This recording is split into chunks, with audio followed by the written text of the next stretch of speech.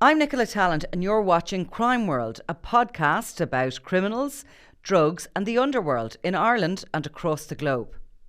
Make sure you subscribe to our channel and turn on notifications so you can be the first to watch all our latest episodes. You can also listen wherever you get your podcasts. Look how much colour we're in. Yeah. We can see ourselves there on the screen for the first time ever. Yeah, this makes. Do you know what they've done? What? They've hidden your runners. I'm sure this is making a great audio experience for your podcast listeners. Yeah, well, they'll have to go onto YouTube. Yeah. To have a look at us. Oh, and there's loads of stuff. You should see me, like what I have on me. Did you notice? Oh, not really. No. I am never going to wear anything but a tracksuit into work from here on in because we've the new panel. Oh there yeah, now. I know. Yeah. Do you know what I mean? Yeah. Shorts all the way and everything. Yeah. Absolutely. Yeah, Anything you want. Yeah. Wellington boots, whatever it is. Yeah. So I'm off to Amsterdam. Yeah. So when you go away, it tends to be the biggest crime stories break. So let's see. But I'm actually working. So it could be different. So it's different, yeah. It's not like a holiday. I'm actually working. Yes. And something I've been meaning to do for a long, long time is attend this Marengo case. Yeah. Which is, of course, the Ridouan Taghi. Yeah. And 16 of his buddies. Yeah. His gang members who are up on multiple, they're facing multiple, I think there's 6 or 7 gangland murders. Yeah. And it's on in this bunker outside Amsterdam. Yeah. And it's actually been going so long. I think it's been going pre-COVID. Yeah. I mean, it's a very strange situation. I was actually over there last year visiting one of our sister papers as part of the Sunday World team. And like Amsterdam is such a beautiful city. Mm-hmm. Like it seems so wealthy, very kind of European in the sense that it feels very settled and all of those things. But in the middle of that kind of culture, which is really relaxed and everybody's seems very polite and all of those, maybe they're stereotypes about Europe and the cities. But in the middle of all that, like the actual state has been undermined by the actions of the Morocco Mafia, as they're called, headed by Ridouan Taghi. Yeah. I mean, they are fighting a war not dissimilar to how the paramilitaries in the north almost undermined the apparatus of the state there. And it is kind of incredible, isn't it, in the middle of a city like Amsterdam, where they've not just contented themselves with killing rivals in the drugs business, but they've really killed solicitors, innocent witnesses, incredible. And a journalist, of course, Peter Lord of Rees, on the street. Yeah. On the street. Shot dead and videoed as he died. Yeah. Marengo has been going, I think it started just before COVID. Yeah. And what happened was, because the 16 plus Taghi there, they have all their legal teams. Yeah. And then, yourself from courtrooms, you'll have your senior counsel. You can have 1 or 2 of those, plus their junior counsels, plus their solicitors. Yeah. So you can have, like, each individual can have 6, can have up to 8, legal assistants with them. Yeah.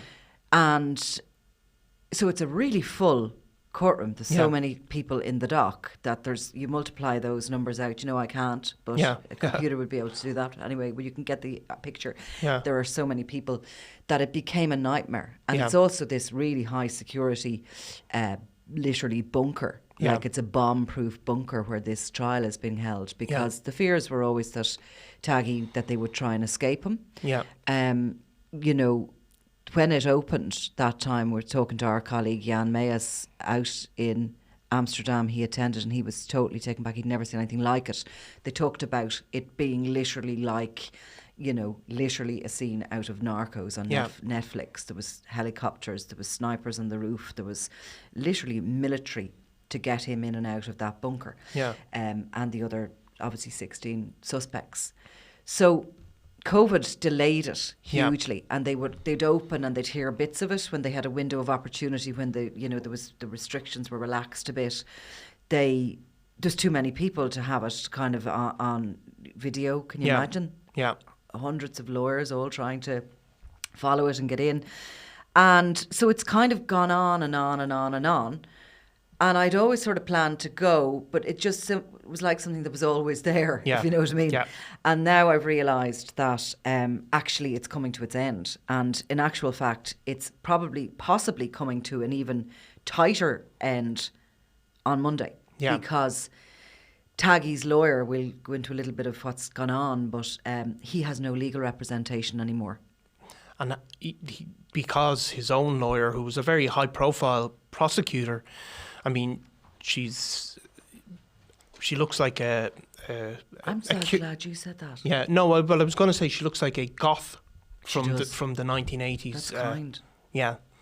I mean, she's quite scary, sinister looking. Well, Google her, anybody who wants to. Her name is Inez Weski. But she looks like a cure head, if you remember the cure heads. She does, yeah. No, she's definitely unusual. Some of the kind of more recent pictures of her aren't as, but she's very heavy black eye makeup on very white porcelain skin and very black hair. Yeah. A woman probably in her 50s anyway, if not in her 60s. I think even a bit older, I think she is a bit older. So she has been his legal representative, and other members of his legal team have basically been arrested. One of them, actually a cousin of his, is in jail because he was passing information.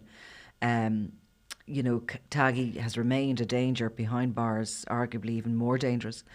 And messages were getting out as regards the carrying out of his wishes, and it was discovered that it was a cousin of his who was one of his lawyers. Yeah, he was a qualified solicitor. Yeah. But there was investigation into notes being passed on. So it's in a way it's like the Regency Hotel trial in that all of these kind of bizarre things keep happening in the middle of it, like all of these unexpected developments all the time, including obviously the two lawyers representing Taghi being arrested. Then he wanted to represent himself. I think there is somebody. That's where he's at the moment. Well, I think there is somebody come on record now. Is there that? Possibly. Yeah. In recent times, that is going to represent him, I think. Weski has just been released. She was arrested in April on suspicion of leaking information to her client, right? Yeah. To Taghi. Now, she's been released from custody and she's denying any of this. She has like a very lengthy, decorated career. Yeah. And nothing like this has ever happened before. As I say, she's denying all those. In actual fact, she gave a statement saying that she has not given a statement to the police during questioning because she's bound by the legal system's confidentiality agreement, nor will she do so in the future. So in other words, when she was arrested and questioned, she couldn't speak to them because of the confidentiality she holds with her client. Yeah. So it's a bit of a complex situation for everybody. I mean, the reason, of course, that these things are happening is because despite being in whatever the Dutch equivalent of a maximum security prison under really, really heavy conditions, that murders kept occurring. People were getting beaten up, getting attacked while he was in custody. And certainly in Peter de Vries' case, Peter de Vries was, the most prominent crime journalist in the Netherlands. He had his own TV program as well as writing. He was a celebrity beyond the level normal journalists get to, and he had represented. He had been giving advice to, I suppose, a protected witness along the lines of a Jonathan Dowdall type of character, and he got shot dead on the street. A number of people have been charged, and they're all being linked to Taghi, and so this all occurred when he was supposedly under the very heaviest of restrictions while in the prison system, and there was many other things. Called VUGT, VUGHT, which is their like equivalent to Portlaoise. Yeah. So I mean, and I think he's like under 23-hour lockdown and no visitors now, and maybe a phone call. He's complaining, of course, about his human rights and about having to wear handcuffs. Yeah, he's bringing a court challenge against having to wear handcuffs when he's moved between places. So sounds a bit like some of our own who've taken challenges against their custody. This is what happens with these guys. They become they can become nuisances as well. Like Taghi, of course, has done interviews before, hasn't he? And he's engaged with the media in that way. But I mean, like if you look at Ireland, like obviously Veronica Guerin occurred, but generally she was shot dead very tragically by as everybody knows. But attacks on solicitors, on judges, on absolutely the families of witnesses. I mean, they're all quite uncommon, but all of those have been happening in Holland in recent times. He's pushed the boundaries beyond. I mean, he is suspected, obviously, of being behind them. There's no convictions or charges brought in relation to any of those 3 murders you mentioned, but he has certainly pushed the boundaries. There's new lines being drawn in the sand with all this sort of stuff. I mean, look, the Prime Minister has been under 24-hour security. Members of the royal family are under security. I was reading that one of them, who's maybe in her 20s, can't go to college because of him. Yeah. I mean, member of the royal family. Like, I mean, it is really threatening the very stability of the state. It is, and this is the kingdom, isn't that what they call it? The Kingdom of the Netherlands. Yeah, I mean, this shows you this is the real problem with organised criminality in a society, that if it's allowed to get out of control, that it can really attack the foundations, and obviously then it has broader impacts than, you know, people always say, you know, 2 gangs fight it out with each other, let them shoot each other or whatever. But if they're allowed to develop that level of wealth and influence, then it has a corrupting effect on society as a whole. So what's happening on Monday is he is apparently going to appear, and he's going to ask the judge to put the case in camera, which would mean that we can't report on it. Yeah. I'm not sure in the Netherlands what that means, whether or not media can actually attend and just not report here. You can attend some in-camera hearings and not report on them, but that's what he's going to do, and it's actually come to its end anyway, the case, you know. Right. It's down to closing speeches. So it's whether or not he represents himself or that he has indeed secured another legal team. Yeah. All of that will be kind of fleshed out, but he is going to ask for it to go in camera, and the court will then decide on its, you know, make its decision on that, whether it will or not. Yeah. But it's an opportunity, I suppose, to... I mean, I can't speak Dutch anyway, so, you know, I'll be relying on some of our colleagues to translate for me. Which they all speak perfect English. I know, it's so embarrassing. It is embarrassing for us as a nation. It's so embarrassing. I mean, they all speak English without hesitation. I know, and the same with the Belgians. Yeah, like, unbelievable. Yeah. So it's more for me, I think, just to see him and to get a sense of what that court is like, you know, what it's like to attend it, what it's like as a journalist, because I've often said to our colleagues there as well, I mean, it must be pretty traumatic to attend that, to see that, to be covering this sort of stuff over there with all that's gone on. I mean, there's a lot of our colleagues even who are under 24-hour protection. Yeah. What a way to live. Horrendous. When we visited the Telegraph, as it's in Amsterdam, which would be kind of somewhere between, you know, something like the Irish Independent, kind of that scale. The Irish Times over there. Yeah, so it would be a more populist paper, you know, and they'd obviously come under attack a few times from people associated with these gangs. Somebody had driven a bomb through the front door. That was suspected to be Taghi. That was suspected to be Taghi.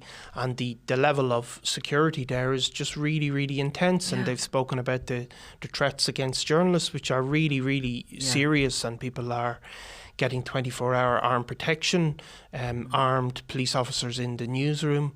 I mean, what a way to live and to work, and, you know, for people, whatever about the journalists themselves, are probably able to cope with it, but the families and everything, I mean, it's very... I mean, it's very, very serious, and I mean, it just shows you that, I mean, they have certain journalists, when they're in the building, they'll have armed police with them at all times, because like in Mexico, actually, in particular, where they've really... some of the drug gangs there, some of the drug cartels really targeted journalists, because... although some of these guys, as we all know, and we would never really deny it, some of them do like being in the paper some of the time. Yeah.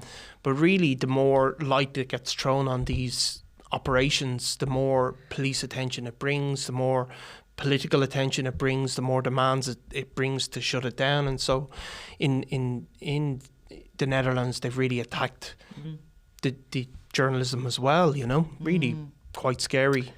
And I mean, I think everything about this is something that we should be looking at as a country. Yeah. Big time. I think we should be taking everything that has happened in the Netherlands very seriously. Yeah. I think the judiciary should be looking at it. Yeah. So I've got a list of rules of accreditation to go along, obviously, and all the rest of it. And but I have a list of sort of rules, guidelines, maybe they call them in the Netherlands rather than rules. But they include not identifying the lawyers, not identifying the judges, not using photographs of them. The cartoonists or the course sketch artists are asked not to draw them. They're under, obviously, intense threats as well, and protection. And I just think it could happen here in the blink of an eye. I mean, this is a guy, Ridouan Taghi, that Daniel Kinahan went into business with in his European Super Cartel. The Italian Raffaele Imperiale is looking like a much nicer guy altogether at the moment. He's actually going sort of touting, and he's going to bring them all down, I believe, with his evidence and what he has to say. But I mean, Taghi isn't a once-off. Like, I mean, he is a street dealer who became a billionaire because of cocaine. And is somebody clearly with a completely skewed sense of morality. We will conclude he's a narcissist. Plus, he has no empathy for anybody. He lives by instilling fear into everybody. Apparently what's really stark in the bunker is that every day the court sits, there is seats that are left available for families of the victims. And they're empty. Not a single person related to any of those victims is actually feeling courageous enough to come in and sit there. I mean, I think you look in the Netherlands, it's obviously traditionally a very, very liberal country and very wealthy country, and you could see how this could undermine things. And if you look in Italy went through this really, really heavily, particularly during the 80s and the 90s, and the state did fight back against the mafia and other equivalent groups in Italy. And there was casualties within the criminal justice system. There was judges killed, there was many things, but to an extent Italy got a degree of a hold on it where some of that was fought against, and it maybe is not where it was in Italy now, although the tentacles of organised crime into ordinary society are at least under threat and under attack, particularly in places like Sicily where they effectively ran it. So you see that with Raffaele Imperiale in Italy, you see with the Kinahans, who certainly tried to move into sporting organisations and various other parts in Ireland, but maybe didn't get a hold in society as strongly, though they definitely did in other ways. Eden Gassanin, who's sort of the other major figure in the Super Cartel. Fourth boss. Like, it's obviously more complicated. He's based in Bosnia for the most part, but I read the stories that's come out in Bosnia about it, and the level of corruption there that's suggested in these stories about ex-military people, politicians, all hired basically by Gassanin. We don't know much about it beyond what we read, but there's been stories about them paying off politicians, paying off the military, getting the police to give them protection when they're in the country. Eden Gassanin and his brother. So it can happen in any country, and if there is enough money, there is the potential. If the state doesn't recognise that this is something that they have to stop and have to fight at the root. And you see, of course, Taghi was brought home to his own country to be tried, and in a way, his power base wasn't dismantled before he was put on trial.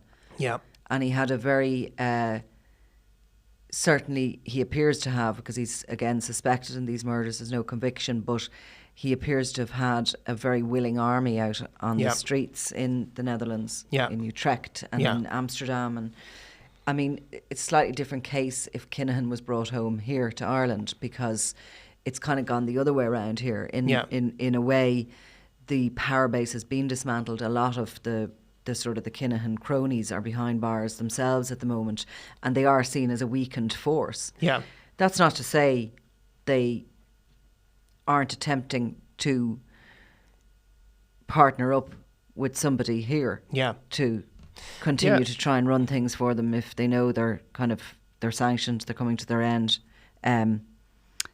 But I think everything that's happened there could happen here. It could happen, and we've seen it. Arguably almost did. I mean, the Kinahan cartel got to the point in sort of in the middle of the last decade where they got so big and so stretched out across Europe that it was almost impossible for the Gardaí alone to dismantle them. Yeah. It was only after they kind of reached out and took innovative steps, in fairness, including bringing in the Americans to really target the roots of that it has had an impact, and we've also seen then that legislative changes that had been on the books for a long time, mostly unused, such as the anti-gangland legislation. The use of that came in, it started being used and being used very, very effectively. So policing always has to change and adapt to the circumstances, and that has to be brought. They have to bring politicians along to make that happen, and some of the things worked in our favour.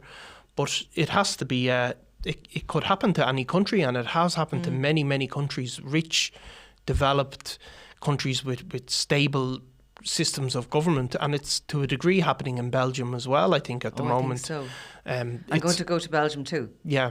I'm going to go and try and sort of come to a little bit of understanding exactly what's happening in Belgium, in Antwerp and Brussels. And Belgium seems to be very divided politically. Yeah. Because there's the two, of course, languages. There's the two, the Flanders and the Flemish and the ethnic groups. Two ethnic groups. Yeah. There's, let's avoid geopolitics because it could well get around. I don't know enough about it to say any more than that, but I know that much, and I know that there's certainly political problems because of the two interest groups there in that country. And of course, Belgium is the crossroads of Europe. Yeah, it's the ports, I think, in Holland and in Belgium. Rotterdam and Antwerp are the two. So I mean, the two main entry points of cocaine into Europe. Yes. Brussels, Belgium, is seen as the crossroads of Europe. Every piece of transport has to go through it at some point. Yeah. It's sort of like they were never able, even, when there was beginning of COVID times, they weren't able to close their borders because transport had to continue. So all those legitimate networks are there. So they have all the logistical companies, all the companies delivering everything, every possible goods around Europe, all radiating out from that place, and you can see why it would be such a great location in that way. So you see it even beyond the super cartel. All those drugs are ending up there. Sometimes they're rather than coming directly from South America, they're coming to places like Africa, and then being brought to those places to be distributed then across Europe. So what are you going to do? What do you mean? Well, just tears. You can ring me. It's so nice. Do I have to contact you through your agent or anything like that? No. Yep. Yeah. But I will come on the phone and stuff like that to you. Yeah. I can just get through to your PR person. No, I will. I'll do a Zoom maybe with you. Oh. Thank you very much. On the whole thing and how I'm. No, yeah, definitely. It is really interesting. Just you see the scale of it, because are we going to face something like this ourselves in terms of the Marengo trial? Are we going to have an Irish equivalent if some of the three, Daniel, Christie or Christie Jr., come back to Ireland? We're going to face an unprecedented trial, I think. I think so too. I mean, I was just thinking about that, actually. And do you know what I was thinking about? Going back to our Regency trial and the idea of people floating in and out and wandering in and out. And I know the other two suspects weren't in custody. Yeah. But that really was so strange for that kind of a trial, and, the security risks that were in place, and we did have huge security during that trial, of course. Yeah. You know, we got used to it in a way at the court, but there was armed support in every single day. There was. I mean, there was no risks. No, there wasn't. I mean, it was highly policed, but I think it would be another step up again if any of those Kinahan family were to go on trial. I think it would be another step up. Yeah. And, you know, we've had obviously high-profile trials in the past. You would have been at the John Gilligan trial, I think, which was the big trial at the time. They were the first, I think, from memory, gangland suspects to be brought before the Special Criminal Court. And there was always big trials around the subversives as well at times, you know. But you know, back in there then, which would have been 19... So Veronica Gilmore was killed in 96. Something, so those trials were kind of 98, 99, late 90s, maybe. Yeah. It was in Green Street. Yeah. In an old building. Yeah. And remember it?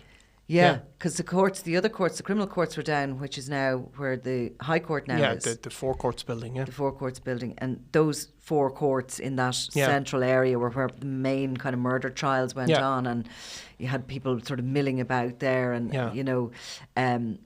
you know, when you look back, it feels so dated now to think of that, because the new court building is obviously just so purpose-built and beautiful. But so Green Street was, you know, totally unfit for purpose. It was, really, because it's right in the middle of a residential area with loads of streets around it, like, you know, winding around it. There was a lot of development happening at the time. I think I told you before that there was a Russell Warren or Charlie Bowden, the two sort of supergrasses were being brought in and out under huge armed support units were with them from the prison to come up to give evidence every day, and huge and anyway, one particular day a photographer had managed to get a photograph of one of them, and it was used. I think the face was blurred because we were legally you know, we couldn't show the face, but nonetheless the Gardaí realised that a photographer had managed to get a photograph of this guy's face. This guy was, like, you know, under huge threat of life. And it turned out that there was a building, you know, under construction. And this very enterprising photographer had decided that they'd go in and up the stairs. And sure enough, that's where he got a clear shot of the supergrass. Because they used to always do that in the Bridewell as well. Particularly on Saturday when people are charged for, say, a murder or whatever, people be brought in on Saturday, and you see people go up to the flat complex next door and shoot in the photographers. Ah, right. So yeah, but it's different in the new building. It's the CCJ building. You know, it's much more ordered. You know. Yeah. But yeah, it'll be interesting. It'll be interesting to see it and to see the parallels are there between the rise of the Morocco Mafia and our own. Obviously, they work together, but just to see that expansion and that massive scaling up over a relatively short period of time. Yeah. Was there anything going on with Liam Byrne this week? Well, I mean, this is there hasn't been much developments, but I suppose the extradition proceedings will probably take another few months, particularly if they resist it. And the proceeds of crime case, of course, will be coming in fast and furious with them. Yeah, I mean, we had we will have. I mean, that'll also be another major trial. You wrote about the proceeds of crime, obviously. His second proceeds of crime investigation is about to get underway. He already lost his house to the Criminal Assets Bureau down in Raleigh Square, and I think €1 million worth of cars that were taken out of LS Active Cars, his business, which he was running with Sean McGovern, jewellery, all sorts of stuff, and I think he ended up not contesting the case. He did. No, he didn't. Yeah, he didn't contest it ultimately. He didn't get free legal aid. So basically, he didn't go for free legal aid, but a group of them did.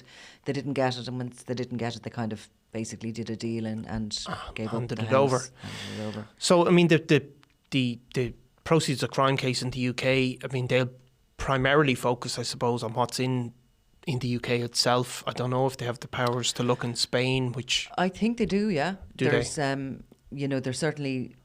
He will have to list all his assets, and anything he doesn't list, he can get, if he gets tried, whatever, for, on these gun charges, which the EncroChat information seems to have him on. That's what they got the warrant on. He could plead guilty there. He could plead not guilty and there'd be a trial. You know, at the end of that trial, he'll either be found not guilty or guilty. If he's found guilty, an immediate proceeds of crime case starts, and whatever sentence he gets will be increased if he doesn't settle or pay up or hand over, or they can take as well.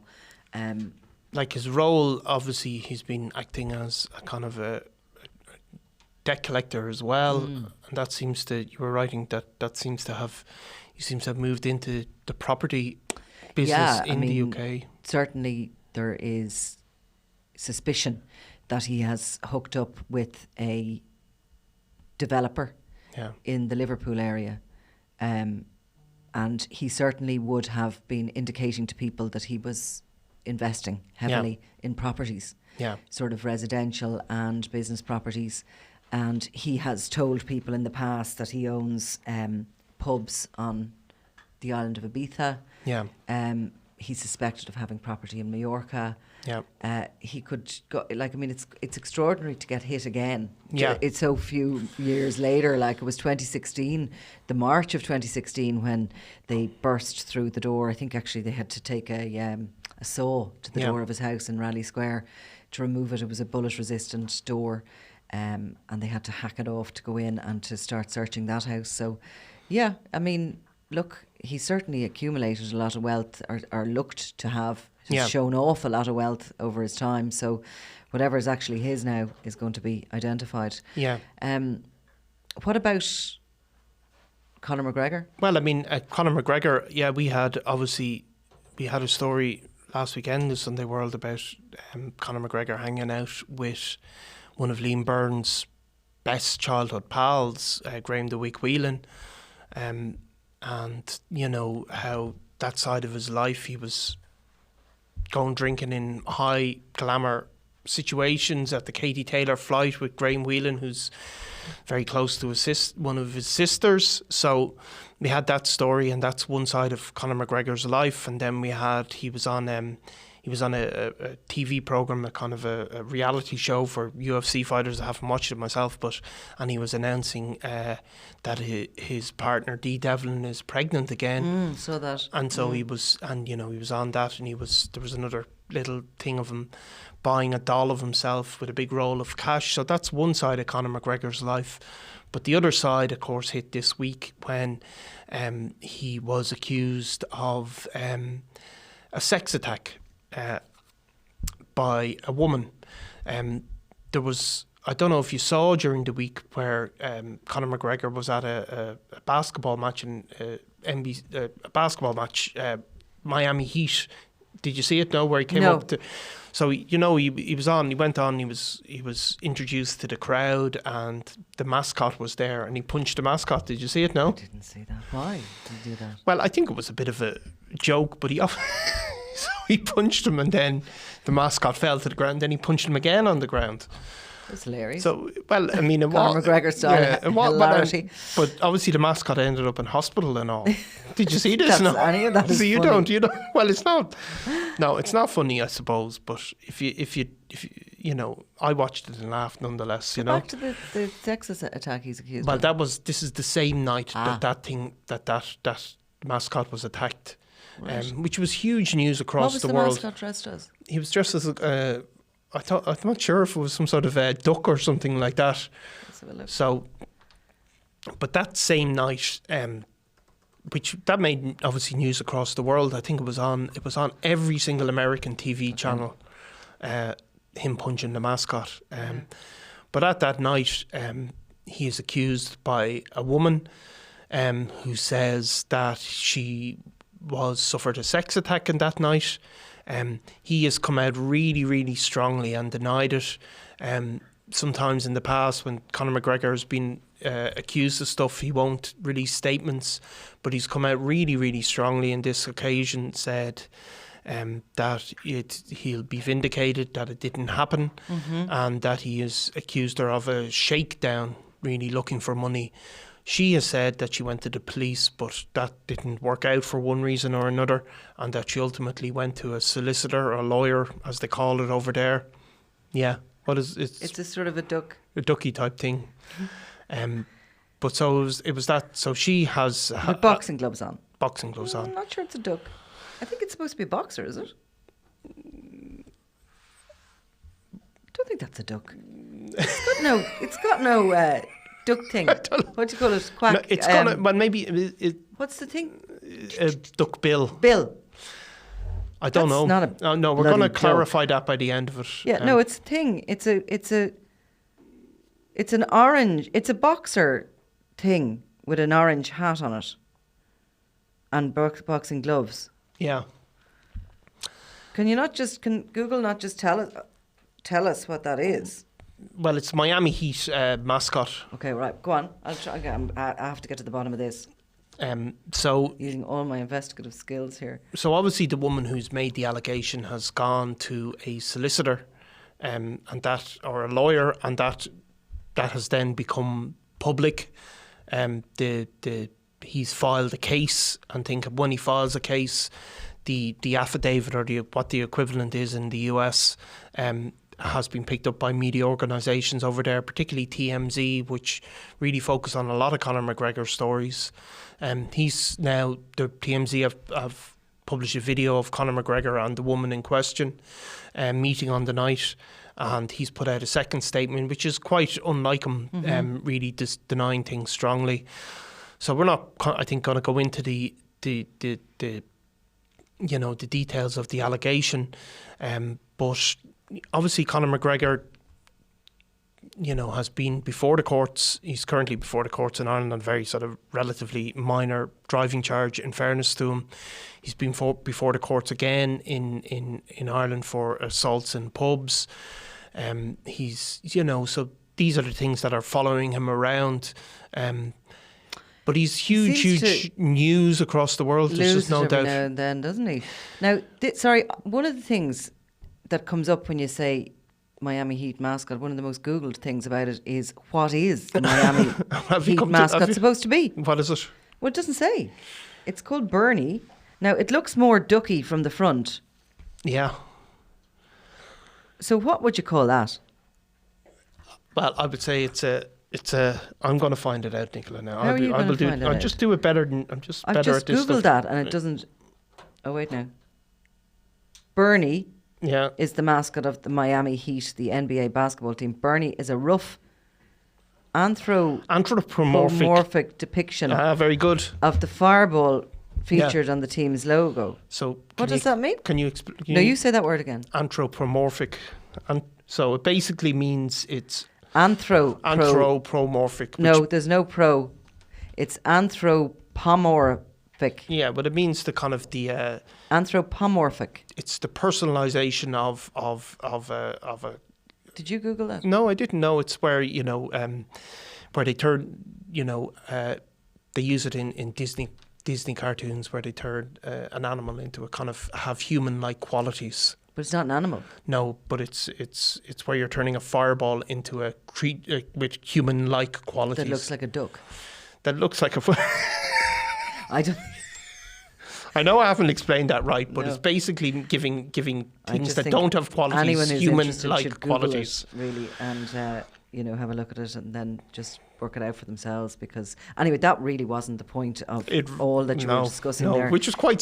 It was quite serious. Did you notice I was going in one ear and out the other ear while I was frantically looking to see what the mascot was? Attention deficit. I know, it's bad. The multitasking. So if you asked me questions about what you just spoke about, I'd say to you, I'll come back to you. I'll just have a listen to the recording first. Look, it's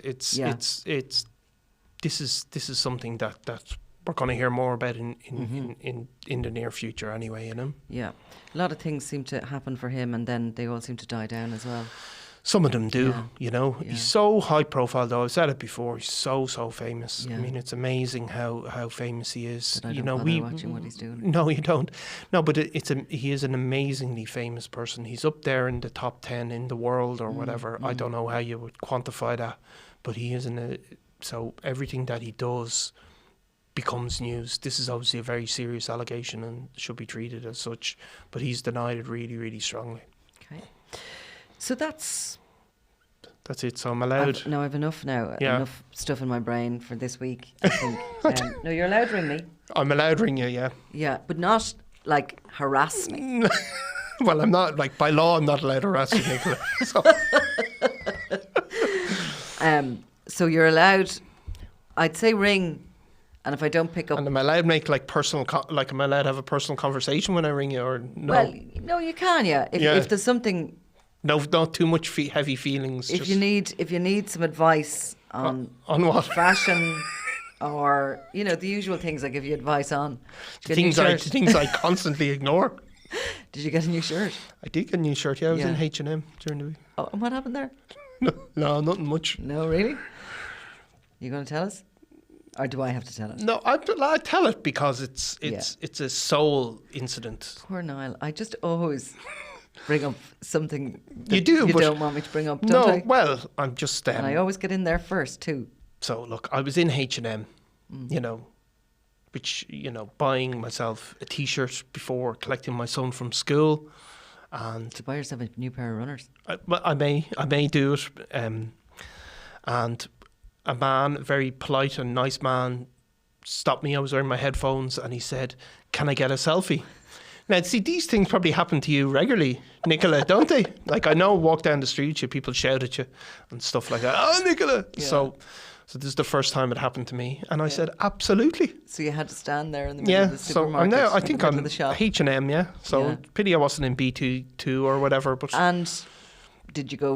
We haven't seen this. Haven't gone viral. I mean, I'm just saying that's one selfie now. I wonder, are you that guy's like, No, he said it's my brother's always sending me the YouTube, and I'm just going to send it to my brother for the laugh. Oh, really? Yeah. So that it is kind of funny. I mean, that'd be something like I do. Well, it wasn't funny. I'm sure it was very serious. I'm sure it was very serious sort of your fan base. Yeah, that's my fan base. One selfie. Anybody who has selfies with Niall, send them in, because I'm going to collect a collage of them.